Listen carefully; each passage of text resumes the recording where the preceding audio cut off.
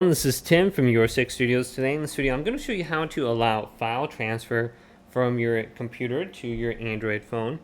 And this is actually relatively easy.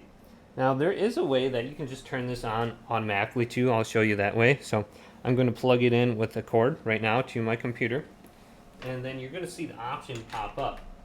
So I'm going to plug this in right now. And then I'm going to plug it into my phone. So let's see the option pop up. It's going to pop up in the top left somewhere. Just go on down. USB file transfer, tap this. So this is going to be connected, charging. Go to transferring files right there. And you should be good to go to transfer them from your computer now or to your phone. Now another thing you can do is go to the top right and go to settings. Scroll on down. Go to About Phone.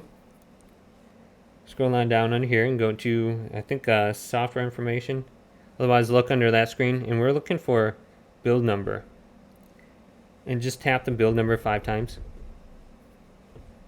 Then under About Phone, I see developer options, or it might be under system for your phone. And we're looking for an option for USB configuration. So I'm just going to go to search USB config.